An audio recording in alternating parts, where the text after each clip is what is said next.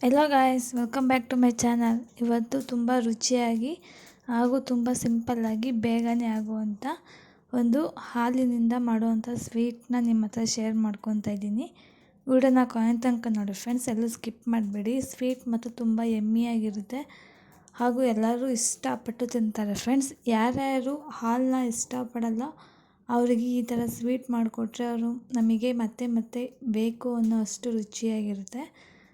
ಬನ್ನಿ friends, video start ಮಾಡೋಣ. ನಾನು ಫಸ್ಟಿಗೆ 1/2 ಲೀಟ್ರಷ್ಟು ಹಾಲನ್ನ ತೊಗೊಂಡಿದ್ದೀನಿ. ಫುಲ್ಲು ಗಟ್ಟಿ ಹಾಲು. ಈ ಥರ ನಾನು ಹಾಲನ್ನ ಚೆನ್ನಾಗಿ ಕಾಯಿಸ್ಕೊತಾ ಇದ್ದೀನಿ ಫ್ರೆಂಡ್ಸ್. ನೀವು ಈ ಥರ ತಿರುಗಿಸ್ತಾ ಇರಬೇಕು ಅವಾಗವಾಗ, ಇಲ್ಲಾಂದರೆ ಅದು ತಳ ಹಿಡಿಯೋ ಚಾನ್ಸಸ್ ಇರುತ್ತೆ. ನೀವು ಬಂದು 1/2 ಲೀಟ್ರಷ್ಟು ಹಾಲು ತೊಗೊಂಡು ಅದಕ್ಕೆ ಒಂದು ಸ್ವಲ್ಪನೂ ಕೂಡ ನೀರು ಹಾಕಬಾರ್ದು. ಆ ಥರ ನೀವು ಹಾಲನ್ನ ತೊಗೊಬೇಕು. ಮತ್ತು ಮೀಡಿಯಮ್ ಫ್ಲೇಮಲ್ಲಿ ಇಟ್ಕೊಂಡಿರಬೇಕು ಫ್ರೆಂಡ್ಸ್. ಫುಲ್ಲು ಮೀಡಿಯಮ್ ಫ್ಲೇಮಲ್ಲಿ ಇರಬೇಕದು, ಇಲ್ಲಾಂದರೆ ಅದು ಚೆನ್ನಾಗಿ ಕಾಯೋದಿಲ್ಲ. ನಾವು ಹೈ ಫ್ಲೇಮಲ್ಲಿ ಇಕ್ಕಿದ್ರೆ ಅದು ಬೇಗ ಚೆನ್ನಾಗಿ ಸ್ವೀಟ್ ಆಗೋದಿಲ್ಲ. ಒಟ್ನಾಗ ಬೇಗ ಆಗುತ್ತೆ, ಅದು ಚೆನ್ನಾಗಿರೋಲ್ಲ ಟೇಸ್ಟ್.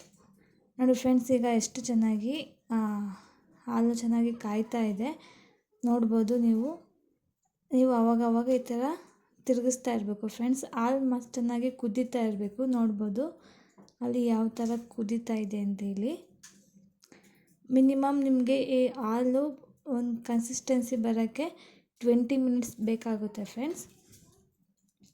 ನೀವು ತುಂಬ ಪೇಷನ್ಸಿಂದ ಮಾಡಿದ್ರೆ ಮಾತ್ರ ತುಂಬ ಟೇಸ್ಟಿಯಾಗಿ ತುಂಬ ಸ್ವೀಟಾಗಿ ಬರುತ್ತೆ ಸ್ವೀಟ್ ಮಾತ್ರ. ನೋಡ್ಬೋದು ಈಗ ಯಾವ ಕನ್ಸಿಸ್ಟೆನ್ಸಿಲಿ ಬಂದಿದೆ ಅಂತೇಳಿ ಹಾಲು. ನೋಡ್ಬೋದು ಫುಲ್ಲು ಕಲರು ಕೂಡ ಚೇಂಜ್ ಆಗಿದೆ, ಫುಲ್ಲು ಗಟ್ಟಿಗೂ ಕೂಡ ಆಗಿದೆ. ನಾನಿಲ್ಲಿ ಕೇಸರಿ ದಳನ ಬಳಸ್ತಾ ಇದ್ದೀನಿ. ಇದನ್ನ ಮಾತ್ರ ಕಂಪಲ್ಸರಿ ಹಾಕಲೇಬೇಕು ಫ್ರೆಂಡ್ಸ್. ನೀವು ಕೇಸರಿ ದಳನ ಹಾಲು 20 ಮಿನಿಟ್ಸ್ ಆದಮೇಲೆ ನೀವು ಕೇಸರಿ ದಳನ ಹಾಕ್ಕೊಬೇಕು. ನೋಡ್ಬೋದು ಇಲ್ಲಿ ಎಷ್ಟು ಚೆನ್ನಾಗಿ ಆಗ್ತಾಯಿದೆ ಅಂತೇಳಿ. ನೀವು ಈ ಕನ್ಸಿಸ್ಟೆನ್ಸಿ ಬಂದಮೇಲೆ 1 ಸೆಕೆಂಡು ಕೂಡ ಕೈನ ಬಿಡಬಾರ್ದು, ತಿರುಗಿಸ್ತಾನೆ ಇರಬೇಕು. ಚೆನ್ನಾಗಿ ಫುಲ್ಲು ಗಟ್ಟಿಗಾಗೋ ತನಕ ನೀವು ಈ ಥರನೇ ಮಾಡ್ತಾ ಇರಬೇಕು ಫ್ರೆಂಡ್ಸ್, ಇಲ್ಲಾಂದರೆ ಅದು ತಳ ಕಚ್ಕೊಂಡ್ಬಿಡುತ್ತೆ. ನೋಡ್ಬೋದು ಅದು ಗಟ್ಟಿಗೆ ಆಗ್ತಾ ಆಗ್ತಾ ಆಗ್ತಾ ಎಷ್ಟು ಚೆನ್ನಾಗಿ ಕಲರ್ ಚೇಂಜ್ ಆಗ್ತಾಯಿದೆ ನೋಡ್ಬೋದು ಫ್ರೆಂಡ್ಸ್. ಈಗ ನಾನು ಸಕ್ಕರೆನ ಹಾಕ್ಕೊತಾ ಇದ್ದೀನಿ.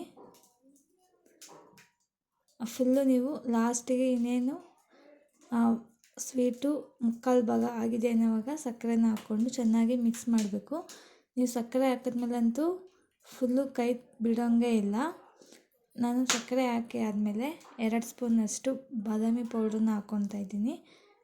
ನೀವು ಬೇಕಂದರೆ ಬಾದಾಮಿನ ಪೌಡರ್ ಕೂಡ ಮಾಡಿ ಹಾಕ್ಕೊಬೋದು. ನಾನು GRB ಬಾದಾಮಿ ಪೌಡ್ರನ್ನ ಬಳಸಿದ್ದೀನಿ.